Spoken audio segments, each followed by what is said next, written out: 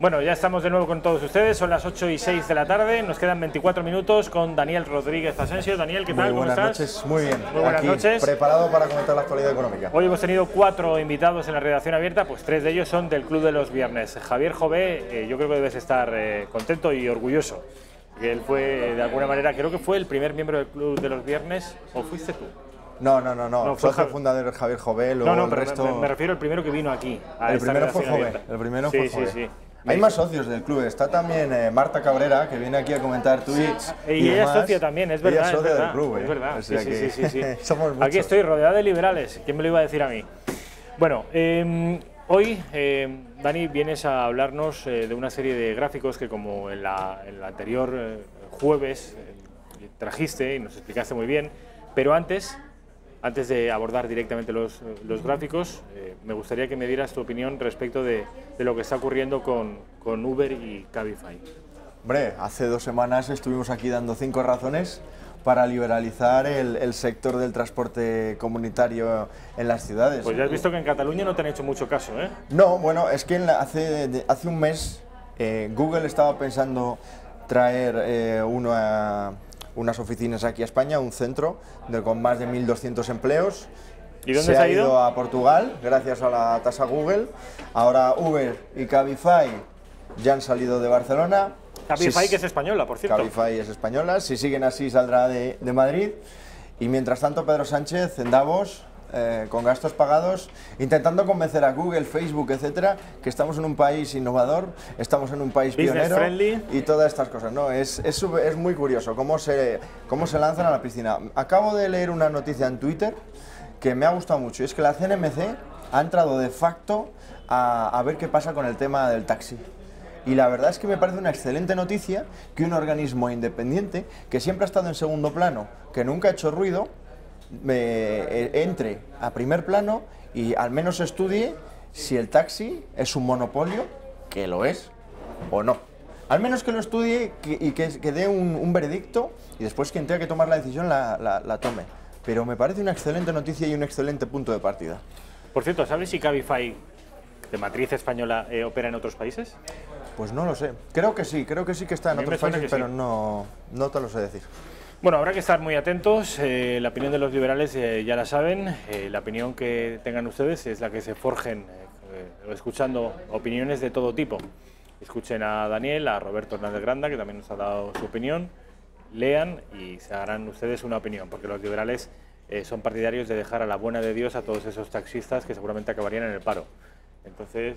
No, yo creo que todo lo contrario, precisamente se generaría empleo. Ahora hay gente que quiere ser taxista y está en el paro porque no le dan la licencia. Porque no puede serlo. La licencia de taxi, y los Uber /Cabify /VTC, por la regla está del 1.30, tampoco pueden incluir más coches. Entonces la realidad es que hay una demanda, por eso ha nacido Uber, ha nacido Cabify, digamos, con esta vorágine, porque los VTC han existido de toda la vida. Lo que pasa es que han venido 2 empresas capaces de dar una propuesta de valor diferencial y se están comiendo el mercado. Eso significa, 1, que hay demanda, 2, que el sector del taxi está obsoleto.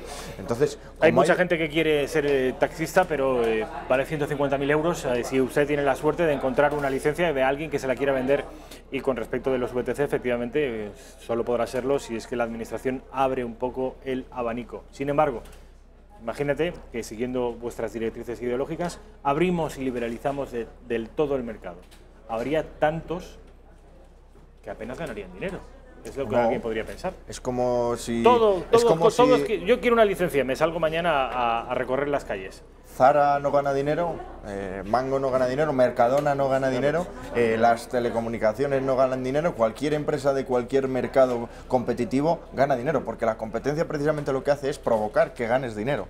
Ese es el truco, y que lo ganen todos y que gane dinero, o el que compita bien por valor o bien por precio, y el que no sea capaz de competir, pues efectivamente se tendrá que salir del mercado y dedicarse a otra cosa para lo que sea diferencial o aporte valor, sea lo que sea. Yo sé para lo que aporto valor, entonces que cada uno que lo aprenda y que gane dinero con lo que aporta valor.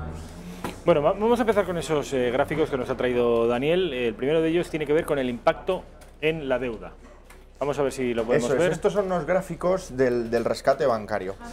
Hoy me gustaría venir aquí a desmontar algunos mitos, ¿vale? Primero, el viernes poner pasado... en contexto a los espectadores el rescate bancario. ¿Qué es? ¿Cuándo se produce? ¿Por qué se produce? El rescate a la banca se produce, el peor año es el año 2012, pero sí que es verdad que viene desde el año 2009 con pequeñas inyecciones a bancos, a cajas, sobre todo españolas, ¿vale? El año 2012 es su auge y prosigue hasta hoy. ¿Por qué se produce? Porque se produce una crisis financiera, como todos sabemos, los mercados financieros, los mercados mayoristas, el mercado interbancario colapsa y entonces hay una serie de entidades que por una parte tienen una serie de activos tóxicos, no se pueden financiar en los mercados interbancarios y suponen un riesgo sistémico. Eso es la crisis bancaria, el rescate a la banca, ¿vale? Entonces, ¿cuál es el punto? Que ahora hay muchos partidos y una corriente mayoritaria que opina que la banca tiene que pagar más impuestos porque el ciudadano le ha rescatado. Entonces, a mí me gustaría desmontar ese mito entre muchos otros. Y esta es una de las gráficas que precisamente lo que te dicen es, bueno, sí, se rescató a la banca, pero no es para tanto, ¿vale? España es donde pone ES, justo encima del año 2011. Si os fijáis ahí, el porcentaje de PIB que se fue a deuda debido al rescate bancario, como máximo en los años 2011-2012 fue del 5%. Cabe recordar que cuando entramos en la crisis en el año 2008, España estaba en un 60% de deuda y ahora estamos en el 100%, es decir, un 40%. Si sumas todo eso, el porcentaje del PIB a la deuda está en torno al 15-18%. Es decir, el 22% restante son políticas de estímulo de la demanda que han caído en saco roto, pero desde luego no el rescate financiero. Ahí tenemos a Irlanda, que en el año 2010-2011 fue casi el 50% de su deuda al rescate financiero. Ahí tenemos a Chipre, está por ahí Grecia, el propio Reino Unido, si os fijáis, más de un 10% del PIB en deuda debido al rescate financiero. Entonces, oye, nuestro rescate fue de los más pequeños en comparación con nuestro PIB y en comparación con los países comparables. Las cuentas esta gráfica es de Eurostat. Las cuentas que lanza Eurostat son claras, más o menos. Nos cuesta unos 58.000 millones de euros rescatar a la banca, de los cuales hemos recuperado unos 11.000 millones, es decir, estamos en torno a los 48.000 millones de gasto neto. Y las entidades bancarias, los bancos realmente, es decir, Banco Santander, BBVA, Caixa, etcétera, han puesto del orden de 18.500 millones de euros. Si tú restas los 18.500 millones y lo divides entre los 46 millones de españoles que somos, ¡olala! ¿Cuánto nos ha costado la banca por año? 100 euros al año. 100 euros nos ha costado a cada español el rescate al sector financiero. Alguien podría decir, ¿y qué te parece? Que me los den. Con 100 euros... es que no hemos rescatado a la banca, hemos rescatado a las cajas, eso en primer lugar. Y en segundo lugar, lo que hemos hecho ha sido garantizar los depósitos de menos de 100.000 euros, que es la mayoría de depósitos de la mayoría de los españoles, por lo menos los míos, los hemos garantizado y hemos asegurado la confianza en nuestro sistema financiero y en nuestra economía. Algo que tiene un valor incalculable, porque si tú no aseguras esa confianza, el mecanismo entre el sistema financiero, además en el 2012, y las finanzas públicas era directo. Había mucha simbiosis porque mucha deuda pública estaba comprado por los bancos y viceversa. ¿De acuerdo? Entonces era directo. La quiebra del Estado español estaba prácticamente asegurada. Y este mensaje es muy importante. Con 100 euros al año hemos sido capaces de garantizar los depósitos de 100.000 euros de todos los ciudadanos y hemos sido capaces, sobre todo, de reinstaurar la confianza en la economía española. Alguien podría decirte, aquí alguien lo ha hecho mal. Si hemos tenido que rescatar a los bancos, es que alguien lo ha hecho mal y al final el que paga es el ciudadano. Correcto. ¿Quién lo ha hecho mal? Como ya he dicho, no se ha rescatado a los bancos, se ha rescatado a las cajas. He enviado por ahí una tabla en lo que pone lo que se ha inyectado en cada entidad financiera con detalle. Y si te fijas, entre los 4 gráficos que has traído eso es una tabla, es una tablita que pone Bankia, caja no sé qué, todos Sí. son cajas excepto ¿Quieres que lo veamos ahora? Liberbank. Sí, si la Es pones lo vamos, el último de el listado cajas de ahorro. lo vemos. Raquel, a lo que se está refiriendo ahora mismo Daniel Rodríguez Asensio es esto. Listado de cajas de ahorros. Ahí vas a ver claramente que lo que se ha rescatado son cajas de ahorro, ¿vale? Ahí ¿Es está esto? F Bankia, Catalunya Bank, Banco de Valencia, Caja Sur, cajas de ahorro regionales. Es decir, ¿a qué se ha rescatado?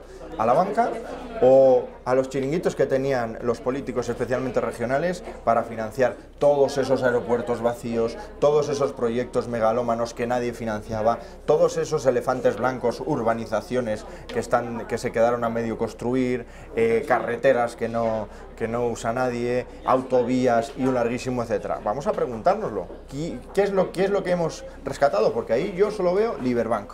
El resto son cajas de ahorro. Si me dices, bueno, Bankia era la que más dimensión tenía, sí, bueno, también es la que más rescate tuvo, unos 14.000 millones, pues sí, cierto, pero la mayor parte de entidades rescatadas han sido cajas de ahorro. Y además los hemos rescatado los españoles, que hemos pagado un 65% del rescate, como ya he dicho, pero también los han rescatado la banca, a través de la aportación al FROB, a través de la aportación a todos estos sistemas de rescate y de garantía de depósitos de los que nos hemos beneficiado los ciudadanos. Entonces, bueno, yo creo que hay que poner las cosas en su contexto. El rescate financiero ojalá no se hubiera producido, ojalá. ¿Que era mejor el remedio que la enfermedad? Pues hombre, yo creo que dejar caer a esa retahíla de cajas de ahorros era muy peligroso porque ponías en jaque todo el sistema autonómico de partida. Luego, los depósitos, te cargabas la confianza en la economía y, repito, ponías en jaque las finanzas públicas, que era imprescindible. Ahí han estado todas las pensiones, todas las nóminas de los funcionarios y un larguísimo etcétera que hemos sido capaces de garantizar, repito, con 100 euros por ciudadano, que es el 65% del rescate, no el 100%. Intervenciones, Deco Intervenciones, el número 2. A ver qué nos cuentas aquí. Todo versa sobre lo mismo, sobre mitos que Daniel pretende derribar respecto de este rescate a la banca. Aquí lo que vemos con una claridad meridiana es que no llevamos rescatando a la banca 10 años, como algunos nos hacen pensar, sino que el rescate a la banca se produjo en el año 2012, que es cuando se rescata principalmente a Bankia y a Catalunya, Caja Catalunya, ¿vale? Caixa Catalunya, sí. Caixa Catalunya, y ahí tenemos el déficit. También, una cosa muy importante es que del rescate a la banca el Estado ha tenido ingresos. Si sumas las barritas verdes, que son los intereses que pagan los créditos que se le han concedido a la banca, los dividendos que ha dado, por ejemplo, Bankia y todos los bancos sobre los que el Estado ha entrado en el accionariado y un larguísimo etcétera, obtienes más o menos unos 10.000 millones de euros. Y eso todavía sigue generando retribuciones. Entonces, hay que poner en cualquier caso no le compensa al Estado. No, más o menos se ha recuperado un 18%, ¿vale?, de lo que se invirtió. Evidentemente, tampoco voy a ser demagogo, es una rentabilidad de la inversión ínfima. Por supuesto, nunca se hizo una operación así para que sea rentable y tenemos que aprender que los errores se pagan, que los errores los pagamos todos, ya lo estamos viendo. Todo este tipo de errores los estamos pagando todos, pero también hay que poner en contexto, ¿vale? Lo digo por toda esta retahíla de impuestos a la banca, impuestos a las transacciones financieras, que ya ha sido aprobado el viernes pasado y que pretenden penalizar precisamente este rescate a la banca, ¿no? Que al parecer... Pero, impuestos a la banca, ¿por qué tú no eres partidario? Pues mira, para empezar, porque la banca es el sector que más brecha fiscal soporta. Para que te hagas una idea, Banco Santander paga el 50% de su EBITDA, es decir, de su beneficio operativo en España, en impuestos. 50%, 1 de cada 2 euros. Pero es que la propia agencia tributaria, cuando ves el tipo del impuesto de sociedades por sectores, ella publica que la banca, el sector banca, es el que mayor tipo marginal tiene, un 30%. El resto está en torno al 20, al 22, es decir, ya es un sector muy penalizado por los impuestos, también es un sector hiperregulado y por tanto penalizado desde el punto de vista del negocio, como para que tenga que pagar más impuestos y por lo tanto esté más penalizado aún. el impuesto a las transacciones financieras. Al final es un impuesto que afecta al 40% de los ahorros de las familias españolas, según Inverco, no de los fondos y demás, no, al 40% de las familias, que va a la bolsa, a fondos de pensiones y a fondos de inversión, afecta al 40% y lo van a pagar por dos vías. Una, menor valor automático de todos estos valores que operan en bolsa y que tienen una capitalización de más de 1.000 millones de euros, ¿de acuerdo? Que son más o menos un 96% del volumen negociado el año pasado. Y dos, que al final los grandes fondos de inversión, los grandes hedge funds, etcétera, etcétera, lo que van a hacer va a ser migrar hacia otros mercados adyacentes, bien sea europeos o mercados españoles no regulados, y ellos no van a pagar el 0,02%, lo va a pagar la familia o el que vayamos a invertir en bolsa para meter ahí unos ahorrillos, y entonces vamos a ver cuando hagamos la operación, en tu cuenta de valores vas a ver no sé cuántas acciones compradas, la comisión por la cuenta de valores y el 0,02% de impuestos. Es que está penalizando a todos los españoles, con cargo a un rescate financiero que, como estamos viendo, tampoco es para tanto. No fue para tanto, ni en un entorno económico europeo, ni en relación con las dimensiones de nuestro país, ni con el sector financiero, ni con absolutamente nada. A lo mejor, en el peor de los casos, representó el 5% de la deuda. Al año. En el año 2012-2013 fue el 5% de la deuda asumida. ¿En cuánto se cuantifica, cifras totales, el rescate a la banca? El gasto ¿Cuántos miles bruto, de millones de euros? 58.000 millones de euros más o menos. 18.000 hemos recuperado. 10.000 hemos recuperado, nos quedamos en 48.000, y de esos 48.000, unos 18.500 ha puesto la banca. Más o menos, esas son las grandes cifras. Cuando dices ha puesto la banca, quieres decir que se ha hecho con las cajas. No, que la banca, por ejemplo, puso dinero para el FROB, aportó al FROB. Pero la banca no hace nada sin objetivos, sin fines lucrativos. ¿Por qué pone ese dinero? Porque le obligan. Es un rescate al sistema financiero, a él también le beneficia ese rescate por la generación de confianza, y el Fondo de Reestructuración Ordenada Bancaria recibe liquidez de Banco Santander, de BBVA, esto es aparte etcétera. de que los bancos se acabaran haciendo finalmente con las cajas. Esto no tiene nada que ver con esas operaciones. No, va esa parte. Esa parte. También pusieron para la Sareb cuando hubo que comprar esos activos tóxicos, la inversión inicial también pusieron. Ellos son accionistas de la Sareb, en fin, han puesto en toda una amalgama de vehículos que nos han permitido llevar a cabo el sector financiero, vale, el rescate, perdón. El último gráfico de los que nos aporta Daniel tiene que ver con el impacto en el déficit. Eso es. Vamos a ver. Este es muy parecido, tiene mucho que ver con el primero que hemos visto de la deuda, ¿de acuerdo? España, de nuevo, SLS, en este caso está encima del año 2010, ¿vale? Y vemos pequeñas barritas, es decir, que en ningún caso llega a un 0,5% del PIB en términos de déficit, excepto en el año 2012, que sí que vemos que ahí que alcanza más o menos el 3,5% del PIB en déficit, solo el rescate a la banca, ¿vale? Pero volvemos al mismo mensaje. Fíjate en Irlanda, fíjate en Chipre, fíjate en la propia Portugal, que es el cuarto por la derecha, ¿no? Que siempre le ponen de ejemplo. Sí. Fíjate en toda esa amalgama de países que efectivamente el rescate a la banca le supusieron una aportación relevante y sostenida en el tiempo a su déficit y, por tanto, a la deuda, que es el primer gráfico que hemos visto. Sin embargo, en España la máxima aportación fue el 3,5% del déficit en 2012, y luego está todos los años por debajo del 0,5%. Entonces, aquí lo importante es dejarse de demagogia y tener en cuenta, aprender que quienes salieron adelante a pesar de esta enorme crisis fueron los grandes bancos, los bancos orientados a una inversión productiva. ¿Qué quiere decir esto? Que en el sector bancario las dimensiones son importantes. Sí que es importante el que un banco sea importa, grande. ¿no? El tamaño importa en el sector bancario, entre otras, y en otros muchos sitios también, pero en el bancario también. Entonces, las economías de escala y, sobre todo, la gestión de grandes volúmenes ayuda. Y deberíamos aprenderlo. O sea, quieres decir que cuanto más grande sea el banco, mejor.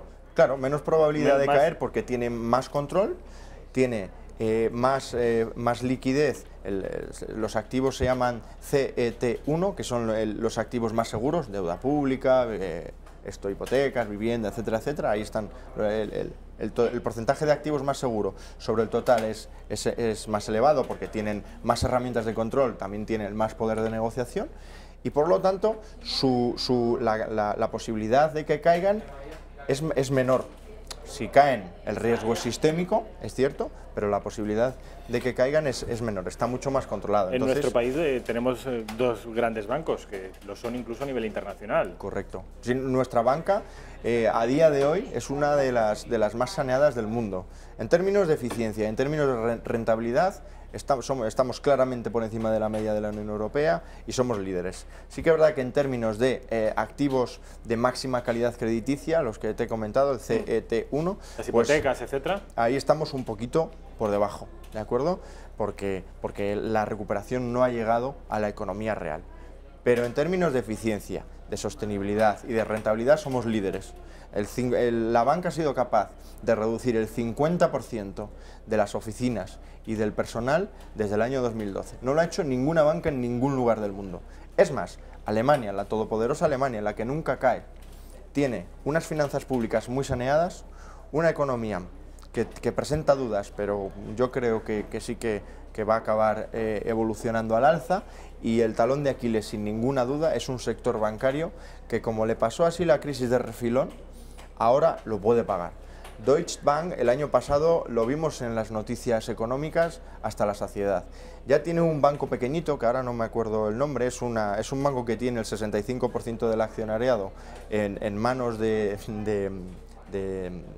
recursos autonómicos, de recursos regionales, qué casualidad, un banco público, vamos, lo que viene siendo un banco público, ¿no? Ya tiene un banco al que se le ha detectado un agujero en términos de sus activos, que es 3 veces superior al tamaño del propio banco. Entonces, yo creo que la debilidad de Alemania está en su sistema bancario. Nosotros, salvo que haya un shock importante en el mercado interbancario o que caiga alguna economía relevante como Italia, por ejemplo, lo cual es improbable, tenemos un sector bancario muy saneado, gracias precisamente a esta intervención y al proceso de ajuste que se ha producido después. Entonces, yo creo que tenemos que aprender y no volver a los errores pasados. Hace unos meses oía Izquierda Unida y a Podemos hablar de la banca pública. Por favor, en España ya sabemos lo que es la banca pública y lo que ocurre con la banca pública.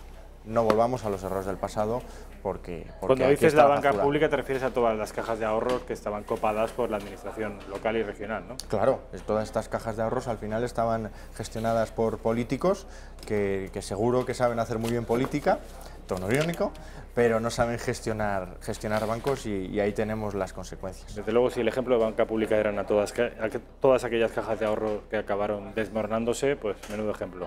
Daniel Rodríguez Asensio, mil gracias, como siempre. Muy bien, un placer. Nos veremos el jueves que viene. Si Dios quiere.